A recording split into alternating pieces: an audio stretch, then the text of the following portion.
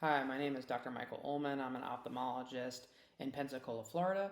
I recently created the eyechart app for the iPhone, and this video is going to go over some of the features. It is not a comprehensive video, but hopefully this gives you some idea of what's included in the app. As I'm going over this, I'm going to be navigating the app using this iPhone 15, and I'll be showing you a screen recording taken directly from this phone adjacent to my video here, so you can follow along.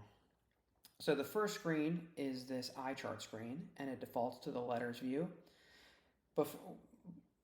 All the modes of the iChart app have unique navigation bars. So first, let's just go over the navigation bar of this default screen. So on the top left, you'll see there's a button that looks like a little light bulb or sun. This is to adjust your screen brightness to maximize it. So if you're measuring a patient's visual acuity and you want to increase the brightness of the screen, you can quickly tap that button. So I'll have to tap that button here, and you can see it just makes the screen brighter. And then if you tap it again, it reverts back to its previous screen brightness. You'll see that button throughout the app. The next button to the immediate right is the shuffle button. If you tap the shuffle button, it will shuffle the optotypes, and it also tries to avoid having the same letter directly in a row. So it's a random shuffle, but it also tries to make it less repetitive for patients. You'll see this button again appear in different modes throughout the app. Whenever you see that button, it means shuffle.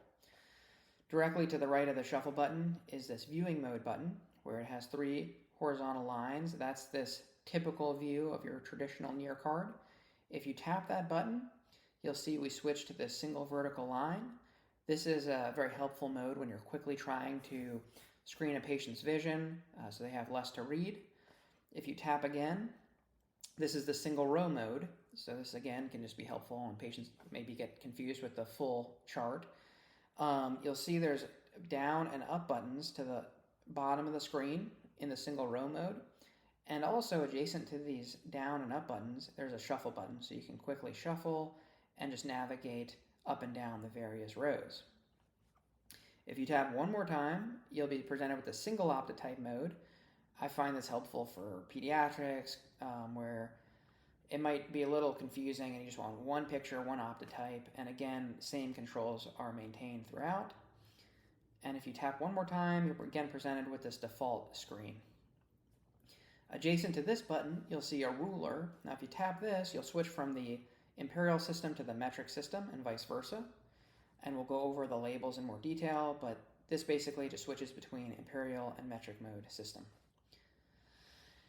Adjacent to this, you'll see our different optotypes that are available. So again, letters is the default mode, but we have many different optotypes. So if you can tap each one. You have numbers, you have pediatric options, you have nonverbal options, all at the tap of your finger.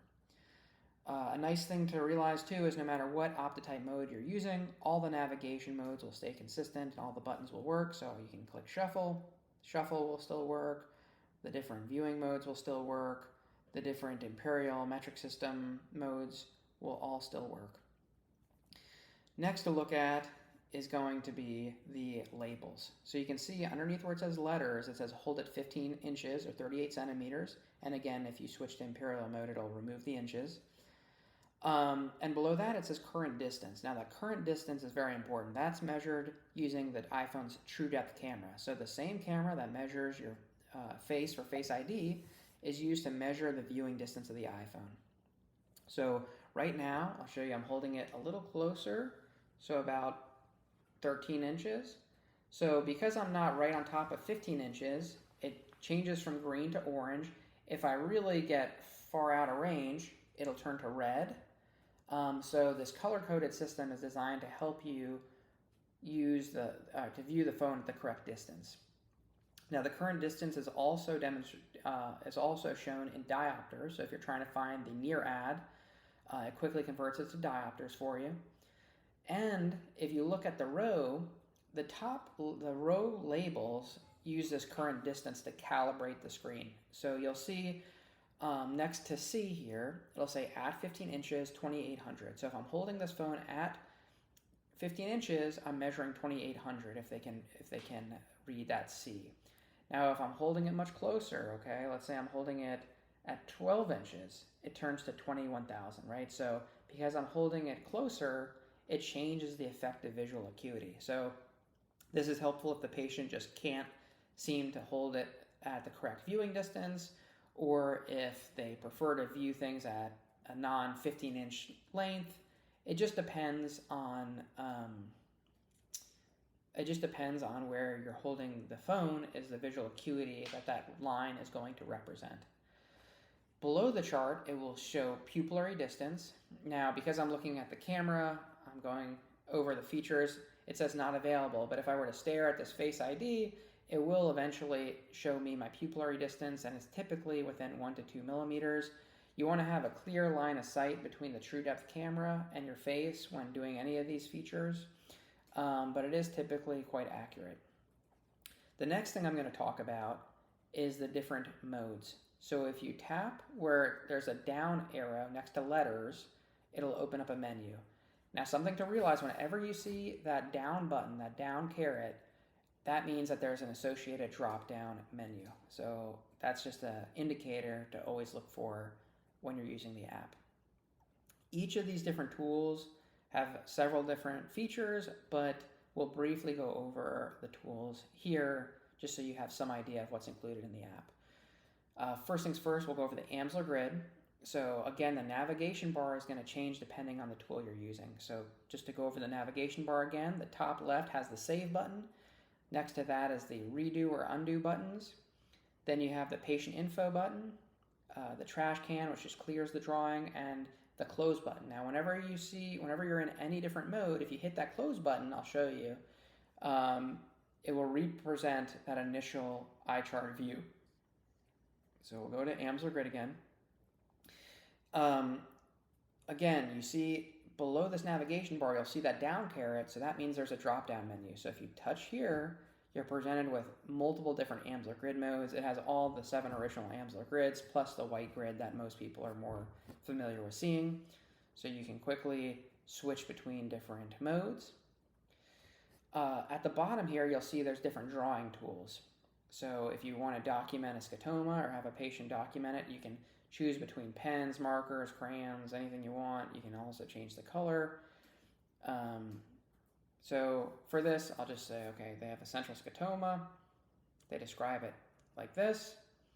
I click patient info, and you can put in your test patient. We'll just put in some fake information here so you can get a sense for what this is capable of. You can toggle a timestamp as well. You can put a quick note, so we'll say AMD, and we'll click save. So all that information saved, and you can further edit things, you can erase, you can undo, redo, and then when you're satisfied with it, you just click this save button here, and it says, iChart would like to add to your photos. You click allow, the image has been saved, and then when you go to your camera roll, you will see the image and all the information saved along with that image as well. Nothing is saved in the app, so there's no privacy issues. We don't collect any data from you or from any information that you enter into the app. So if you close this, we'll go to our next tool. So the next tool is just a simple anisometropia tool. This, you need red-green glasses, but basically you have the patient match the size of the 2 bars. You can do it in the horizontal or the vertical meridians, and it will calculate the degree of anisometropia. Very quick, simple app, simple tool there. Next up is the axis finder. So this uses the camera's gyroscope. I'll show you if I turn the phone, the gyroscope changes angle, and you can measure an axis, and you can also measure like an LRI as well here. And then at the very bottom here where it has a flashlight, that's your torch control. So if you want to turn on the flashlight. On the top left, you'll see this button that looks like the back of your iPhone, like the different cameras. That allows you to switch between the different cameras. So if you want to use the telescope camera or not, it's available to you. There's many ways to use this to measure toric axis, to measure your slit beams axis. If you look online on YouTube, there's similar tools already available. I don't want to get too into this because you could spend a lot of time discussing this particular tool and how to use it. But that's the axis finder. To take a screenshot, we have instructions to basically hold the lock and volume up button. I found this is better than actually implementing a picture button just because I get an exact screenshot of what I'm seeing using the axis finder. So again, we'll hit the close button. And the next tool, very simple. It's a blue or red light. So once you tap it, you're presented with an entire screen that's blue. It's hard to tell from this recording, but the screen brightness automatically goes all the way up. And then if you tap the red dot just adjacent in the navigation bar, it just quickly changes to red. So you can test red desaturation or look for an epithelial defect quickly using that button. Next up is the calculators. Now this has a pretty comprehensive list of eyecare calculators. I'm constantly adding new calculators, but it already has quite a few. For the purpose of this video, I'll just show you a random calculator here, but I encourage you to look around, try different calculators out. There's some pretty cool stuff in there. And at the top, you'll see you can also search various calculators. So it's very easy to find what you're looking for. So I'll just type in BMI here. And then you're presented with a quick BMI calculator. You can type in, let's say, 150 pounds. We'll say they're 5'6", and you calculate. And then you have a BMI quickly calculated there. There's a lot of other stuff for refractive surgery, for optics, for glaucoma, and again, it's constantly being updated. Next tool is the color plates. So again, the navigation bar changes, and again, you'll see some of those familiar buttons to change the screen brightness, to shuffle. This info button to the right of the shuffle button reveals the answer. So if you see that info button, that's typically what it's used for in this app, is to basically show you the answers of the given test. So you'll see it says color plate 1 of 13. You swipe left or right to reveal the next plate. If you want to look at the answer, again, you hit that info button and it'll show you the answer beneath it. And again, you see this down caret indicating there's a drop-down menu. So if you tap that, you'll see all the different color tests that are available in the app. So I just included a variety in case you have a preference. I like the typical Ishihara and the pediatric color plates, but they're all useful. And if you tap the shuffle button, it randomizes the plates so you can quickly, if you're testing the other eye, if you're worried that they're memorizing things, you can just quickly tap shuffle and randomize the plates. Okay. Next up is the contrast sensitivity chart. Again, familiar navigation bar. So the screen brightness, shuffle, and answer buttons are all there. You can see the shuffle button works. When you touch the info button or the answer button, the contrast goes to 100%, so you can quickly verify what the patients should be seeing. And this is based off the more traditional contrast tests where the chart is broken up into triplets. So you can see at 100% contrast, the OHN triplet is totally, the opacity is 100%. And then you can see all the way down to 2.0, which represents kind of the 20/20 of contrast sensitivity. The triplet adjacent to that is DRS, and you can see that's the lowest opacity or the most difficult to see. The units are in log contrast sensitivity. This is not perfect, obviously. It depends, lighting conditions, your screen, the screen brightness. I like to toggle it to max screen brightness when I'm doing this, but my point is this is not an exact science as far as contrast sensitivity, but it's a good screening tool. Next up,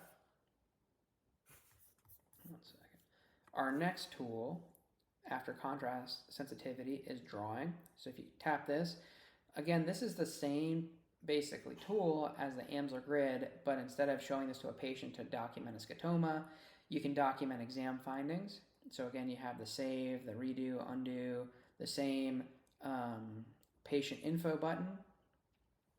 So this is the same as the Amsler grid, with the download button, the redo, the undo, the patient info button, the trash can to clear the drawing, and again the same drawing controls. Just like the Amsler grid, you'll see there's that down caret. So if you want to do a corneal drawing, there's a template for that. There's a retinopathy of prematurity template. Just a quick way to do a doodle to document exam findings. Next up, after drawing, is the duochrome test, and you can see this menu is in alphabetical order, and these icons are designed to just allow you to quickly navigate. But the duochrome, basically, again, you have the screen brightness and the shuffle button, and you can see it's just perfectly symmetrical. I did not include visual acuity labels because for the duochrome it's a little confusing. It's not really meant to document visual acuity. It's really meant to refine a refraction. So you can see it's just a quick and easy duochrome test. Next up is the IOL spec sheet. This just has a list of various IOLs. All of this is available on the internet, but sometimes I just want to quickly reference an spec sheet and I don't want to look online, or I don't have an internet connection. I've just found it helpful.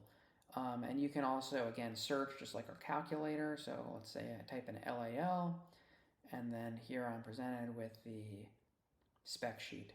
And again, I update this whenever I get a request.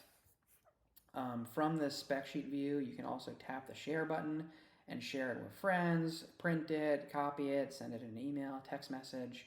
Just quickly share this information. All right, next up is the OKN drum.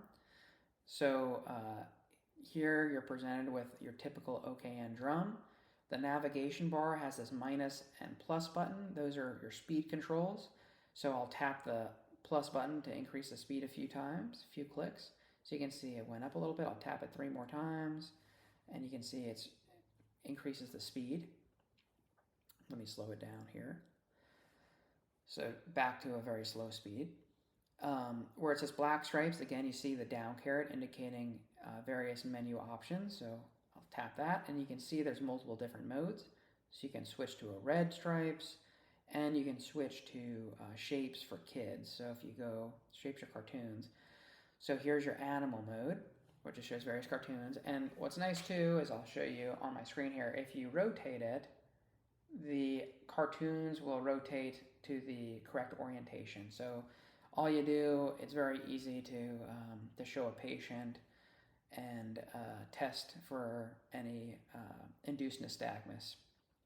For the stripes, if you pinch, you can also change the stripe size, which can be helpful. And if you tap the screen, the navigation menu is hidden, so you're presented with a really nice, immersive OKN drum with no distractors. Next up is the Ullman Indirect. I think this tool could deserve its own video, and if you type in smartphone fundoscopy or Ullman Indirect into YouTube, you'll see tutorials on how to use this. But let's just quickly go over some of the features here. So in the top left, you'll see that camera button. So this will switch and toggle between all the various front-facing cameras of your phone. Then you'll have an info button. This info button gives you a brief tutorial on how to use this. Basically what you do is you use a handheld 20 diopter lens, 28 diopter lens, and you're going to use this instead of your indirect headset. So you're going to hold the iPhone and look through at the screen, and basically using your 20 diopter lens, you're going to hold your 20 diopter lens, look at the iPhone screen, and take pictures of the retina using your phone. Again, if you Google smartphone fundoscopy, you'll see some great examples of this. If you tap patient info, again, you can put in some patient info, and it will record this on any photos you take. On the bottom here, you'll see there's a focus lock. So if you tap the focus lock slider will allow you to manually control the focus, which can be helpful when trying to get the retina in focus. If it's unlocked, the autofocus will work. And then you have an exposure slide and you have a torch slide. So that torch slide allows you to control the brightness of the torch. It's kind of like a digital rheostat. There's a photo button, so if you want to take still photos, or you can record video. I personally think recording video is great, and then if you also on top of that want to tap to take quick pictures while you're doing your exam, that's the most helpful. I also would recommend toggling to the camera that is closest to your torch on your phone. So that depends on what iPhone you have, but that's to me the easiest way to get a good image. And you can pinch to zoom, so even if you're not using the telescopic camera, you can still get great up-close shots. You just pinch the screen to zoom. But having that camera and the torch coaxial really makes it much easier to get good photos. But I would encourage users to play around with it, go on YouTube, but it's a great thing for on call if you don't know what something is and you want to take a quick photo.